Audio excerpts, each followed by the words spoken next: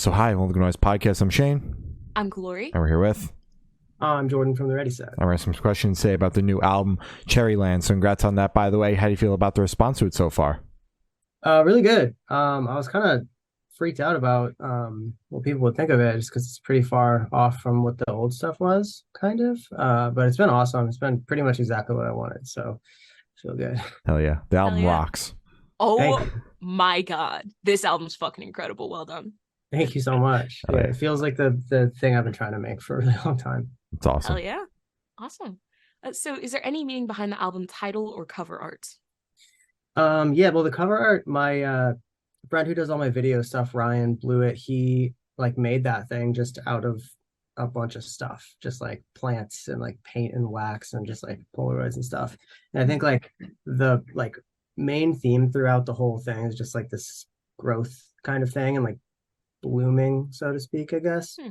So I think that kind of just like it's supposed to kind of be what that feels like for the art. But the title is, to me, it's sort of just like escapism a little bit, and just like finding some version of a place that just feels like something you've been trying to find for a really long time. And I feel like after the past few years, it's like, at least for me personally, it was kind of that like lingering thing that I kind of had like post, all the COVID stuff and all that, just like trying to find like a new type of like peace or something. Mm-hmm. So that's more or less like sort of the theme I think that carries throughout the whole album, title, all that stuff. Gotcha. So can you tell us a little bit about your writing process for the album? This one's actually kind of spread out over a long time. Some of it I had kind of started in like 2021 or 2020 or something. So there's some pieces, like early things.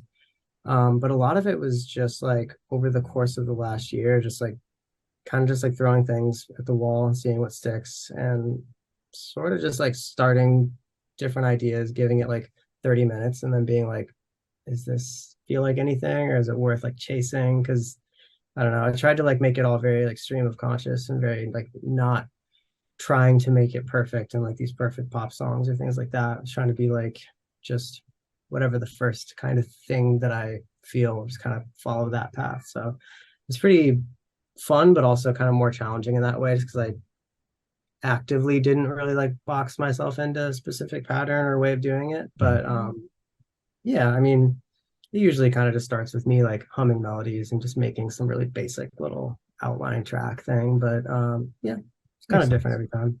And at what point did you kind of realize like that what you were writing was becoming a record? Because you said like you had bits and pieces 2020, 2021, and then really didn't start until like about a year ago.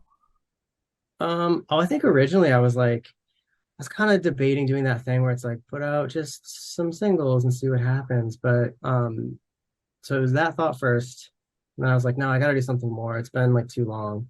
And I was like, well, I'll do an EP. And then I was like, but it'd be cooler to just do a bunch of stuff and just call it an album, because I haven't put out an album since like 2016. So it was sort of just like a decision halfway through where I was like, I should just take these things that I thought weren't for this and just like remake them for this, because they fit like the theme of like the whole thing and like the style and all that. But yeah, there's still more to it, I think. I'm planning on like adding more. I think like maybe later next year, like do like a deluxe or something, just because I'm like, I just want it to be long, like just a big full body of stuff. All right, exciting. Sounds good. And was there kind of any sort of anxiety going into putting this record out, because it has been so long and it is different from your previous work? Like, were there any sort of feelings like that going into this, or were you just like, let's fucking go, man? Yeah, no, it was predominantly that. It was just like, I mean, like the first single I put out, Who You Really Are, to me, I was like, that's obviously not like, from my experience, not the smartest first thing to put out, because it's so chaotic and just this bizarre thing. But I was like, well, I think I should do that first, because it's, sort of like sums up what the feeling of the whole thing is. So I think once I saw people react to that song in a positive way, I was like, oh, I think I'm good. Like, I think maybe I'm not like being as like weird as I thought I was. Like maybe it was more reined in than I thought. But yeah, I think this time specifically, just because it's fully independent. I just made it all like myself in this room. I was like, yeah, there's not gonna be any pressure. Like it's just fun. Yeah. And because that was like the mindset, it became way more pressure. I was like, well, I have to freak out Mhm. about something. So I just made it this extra like precious thing, which I usually try not to do. Like if I'm working with like other people or like producing other people's stuff, it's so much easier to kind of like do the thing I think is the best and like disconnect. But for this, it was like constantly just like overthinking it to a point where like I had to have my manager be like, this is the last day you can work on this. Like this has to be done. And that helped, I think. But yeah, very anxiety-ish. It's I think, kind of pervasive throughout all the songs too. It's just anxious feeling. Yeah, I got Yeah. you. I got you. Completely valid. So, what song off this album took the longest to write, and which one is your personal favorite? The longest to write, I think probably the longest one to write was Who You Really Are, because I had like the idea for that chorus a couple of years ago and just randomly dug it up one day. And there was like three different versions of verses and stuff. And that was one where I really wanted it to be like the perfect first thing to come back with. So that one had like a ton of just like redoing stuff and rewriting lyrics and really trying to make everything like so like correct in my mind, make sure there was no like filler or anything like that. That was like the hardest part with the whole thing, was making sure every lyric throughout it wasn't like there wasn't anything that was like, yeah, that sounds good. Like everything, I Mhm. wanted everything to have like a thing where I could explain every single thing I'm saying throughout the whole thing and have like something to say about it, which was took a long time, but I think my favorite one probably there's one called Safety Raft I like a lot. It's very like slow and kind of like Imogen Heap vibe a little bit. And Mhm. then another one called 2 and 3 that I had pieces of that like way before I even thought about doing new Ready Set stuff. It was supposed to be for my other project, Only Child, originally, but I was like, well, this will work for this. But it's definitely one of my favorites. It's very moody. Oh yeah. Oh yeah, good pick. You mentioned there's intention behind every lyric on the record, so curious like what your favorite one is and the meaning behind it. Not to put you on the spot. Oh man, I kind of like I feel like I should pull up like the doc of the lyrics and see, just so I Go don't for it. choose something bad that isn't that cool. I think what I was saying like that uh the 2 and 3 song, I think that one has a lot of stuff that I really like in it, because like that one specifically is like very very like I guess like hyper specific to me, just about like me wanting this sort of like chaos during the time when nobody could do like anything, because I wrote it in like the beginning or like middle of 2020, early 2021. It's Mhm. like trying to find this like chaotic life thing again that nobody could have, and just sort of like coming to terms with that. Actually, you know what, in the first song Gateway, the second verse I think is one of my favorite things. It's kind of like longish, but it's unaffected by the world that's in front of me, and I'm closing off my heart. Is that what you call autonomy?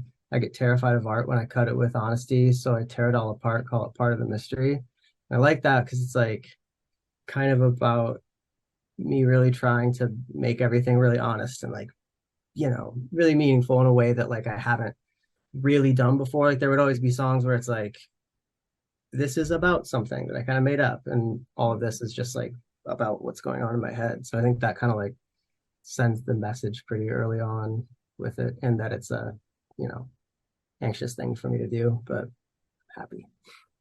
Sure. Crazy lyric. Incredible lyric. Yeah. Shane and I was looking at Shane. We were both just like, both of our jaws just dropped as you were just going. That, wow. Damn. Thanks. Yeah. Thanks.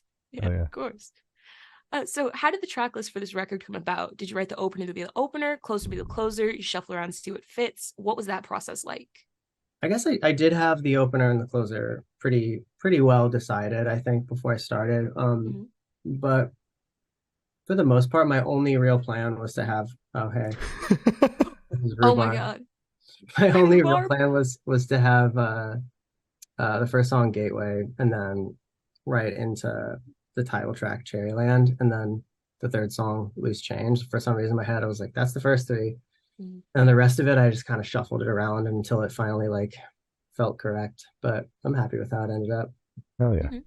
Sure. So where was your headspace at while you're writing the record? Um, I don't know, all over the place. Say bye.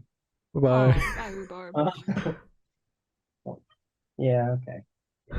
Um, uh, it was, I don't know, it was all over the place. And that like the whole time period I was writing it, I was like working on like 10 other things at the same time for other artists and projects and stuff. So it was kind of this like challenging thing of like allocating time that I can like really lock into doing this, but also not like forcing it if it's not if like the vibe isn't there. Cause I'm like, if I do that, I know it's not gonna end up like how I want. So that was like the hardest thing was just getting kind of like the time to where I felt like I could really, lock into it. But yeah, it's ultimately like pretty positive though, I think. It was just like a different way of working for me. So it was, you know, sort So of a was new it more so just like, your schedule's packed working on other people's things, and it's like during the free time, if it comes, but you're not sitting down and writing music for your project, essentially? um kind of, yeah. Like I would put like days in like every week to be like, this is when you're gonna work on the album. Mhm. But then it would end up being it would end up, you know, when I have 10 other things to do, I'm like, well, right now I want to do it. So then I would just like keep shuffling stuff around. So like I try to just be like whenever the inspiration or whatever strikes, Mhm. do it then. Mhm. Yeah. Which is, for my manager and publisher probably annoying, but we Maybe. got it done. Sounds like a Yeah. scheduling nightmare, but it is what it Yeah, is. yeah, Yeah. yeah, I imagine it was. So you're the type of person who, when it finally hits you, you have to kind of like put pen to paper immediately. You can't just kind of like carve out time and say, okay, it's gonna come to me when I set that time. Yeah, it's usually that, but even if it's like only a little bit of time, I can like get enough of a thing to where I'm like, I know that this like very basic skeleton of the thing is like pretty much exactly where I want it to be. And Mhm. then once I have like like the essence of the song kind of written, then I can then like go and actually do the like deep like production, all that stuff, and really finish it up. That was kind of how I did most of the songs, was like just super basic outlines until it was you know, written, and then, kind of block out time to go in on the production stuff, which was like that's always like the longest, journey of it, is just really dialing all that in. Yeah, for Absolutely. sure.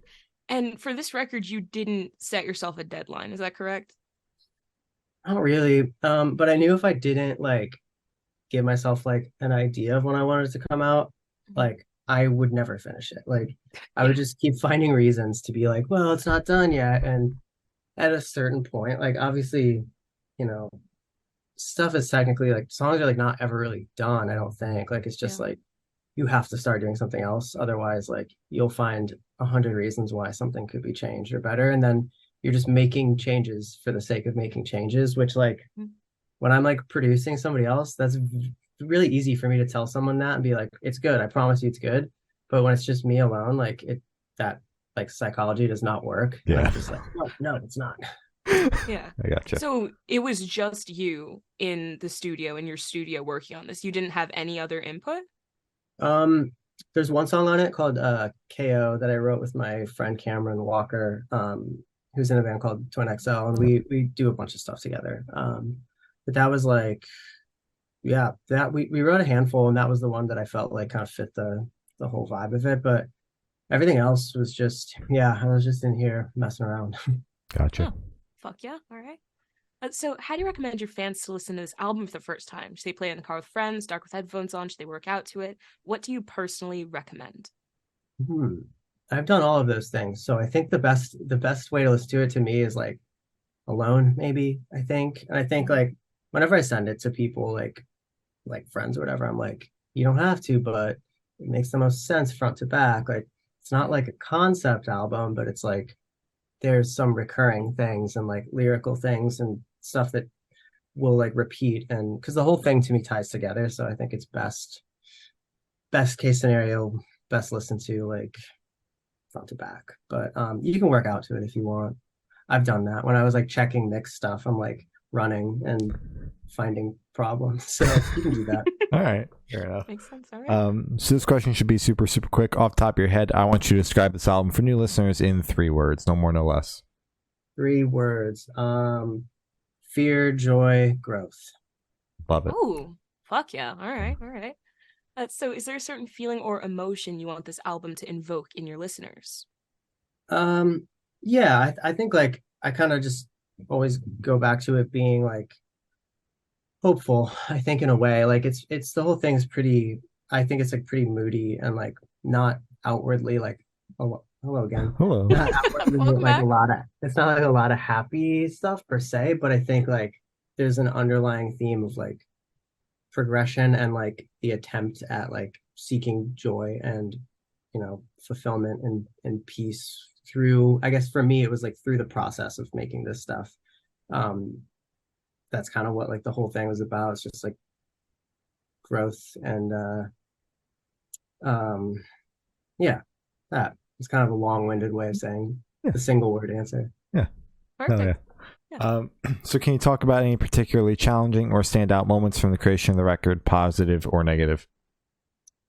I think the first thing that was challenging was like trying to really like assess that if I'm gonna do like bringing the Ready Set back in any capacity, there was like this thing where I was like, do I want it to be like what people remember the early versions of the Ready Set as? Like, do I want to go back to that and give people what they want, or do I want to like really try to put myself in this? And it became very clear very quickly that like I just wouldn't be happy with it if I didn't go this route. Mm-hmm. So that was like the first thing. And then I think the other challenging thing was just really finishing, like when I decided Who You Really Are was going to be the first song I put out, just like finishing that and really being like, because it was the first thing back in so long, I was like, this has to be, so sick. And like all this, I did like 11 different like mix revisions and like 6 different like master revisions and stuff. And it was like all stuff that was just like technical stuff that doesn't really make a big difference to the song itself. And I think it's just like producer brain guy was just like, this has to be so perfect because I did it all myself and I need everyone to really think it's good. And once that hurdle for that first one was gone, the rest of it I was like, okay, we're good. And then I'll find things now when I listen to it that I wish I did different, but just make more songs. We'll get them. Yeah. For sure. I mean, at least the record's out. I mean, if you were still changing those songs that you think could have changes, the record wouldn't be out right now. Mm-mm. Yeah, it would be put off indefinitely, and I would put it out like in a year and then keep having to apologize for it. Yeah. Exactly. and your manager and your publisher would be mad. Exactly. Yeah. The schedule would be a mess. Yeah. So for this question, I want you to picture you're on tour. You're at a gas station for a rest stop. You're going in. What is your snack of choice?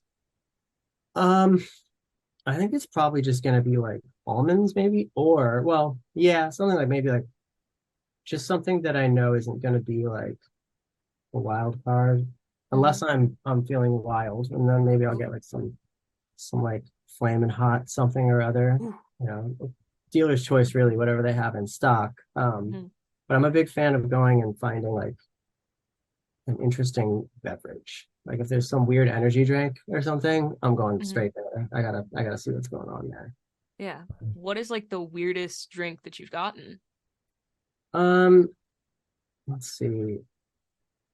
I don't know. I think at one of those truck stops, it's one of those ones where they just have like a bunch of bizarre flavored like soda drinks. And I think I tried like a bacon flavored one. And obviously it sucked. Like it was not good, but I was like, well, I have to know. So, I'm glad I did.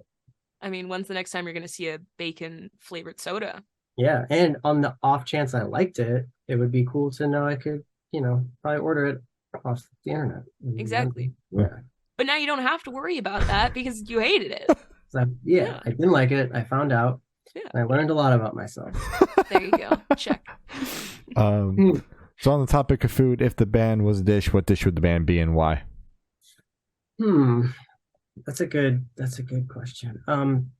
I think just based off of the album currently now, it would probably be like a cherry cobbler, just because I'm in cherry mode right now. And I think as far as like that strikes me as like a Thanksgiving holiday dessert. And if I'm going like Thanksgiving holiday mode, I'm going to lean towards that rather than like a pie or like a cookie or something, just because the cinnamon crumble on top is nice. Yeah, it's fucking delicious. Oh, yeah. Hell yeah. So for these last couple questions, we're actually going to shift away from music, if that's okay with you. Yeah. Awesome. So we're actually going to go straight to death row. Boom.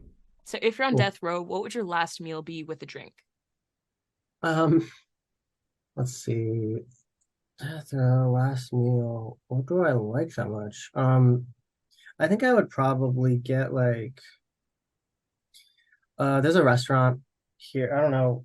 Where are you guys at? Are you in I'm in LA? New Jersey. I'm in Virginia. Yeah, I we're was East just in Coast. LA last week, though. Nice. So, there's a restaurant out here called Bossa Nova. It's like Brazilian kind of food, and I would probably get that.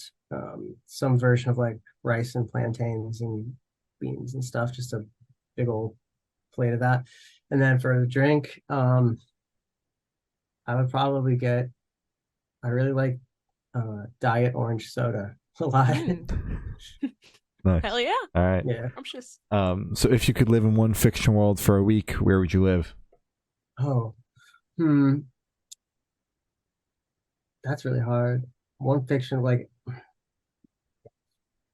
from like a movie or something, or like a Yeah. Movie, book, video comic game. book, game. Exactly. Damn right. video game. Oh, I probably regret this, but I would say probably I would give like the world that like Elden Ring takes place in for like a week, and I would just absolutely get like, just a sword to the face immediately, but give it Probably a shot. lasts about 10 seconds. Exactly. Yeah. Memories. Yeah. So I have the honor of asking the last question. Every single person we've spoken to has actually said it is the most important question. Okay. What is your favorite color? Blue. You got a specific shade of blue? You know what? Actually, I would say the color that, and this is not because I'm not like a guy who's an I love Zoom guy, but the color of the blue that like the Zoom logo is, that specific one. Okay. Probably that. So just like really blue. All right. Yeah. It's a good ass shade. I spend a lot of time a day looking at it, so I have come to enjoy that color as well. Yeah, you either come to love it or to hate it. For a while there, it was maybe more of a hate because I had to like do like sessions with people every day on Zoom. Mm-hmm. But now that it's like not that, I'm back. I'm back and I'm loving the blue. We're so back. We're so fucking back. So as Gloria said, that's all the questions we have today. Is there anything that you would like to plug? Pretty much just the new album, Cherryland, out now on all the the streaming things. And then probably gonna do some shows next year. I want to do some like release shows in a couple different places and do that thing where you play all the new album and then some old songs too. So Hell yeah. All right. Well, thank you, Sal. It's been Jordan from the Ready Set, and we have been the Good Noise Podcast.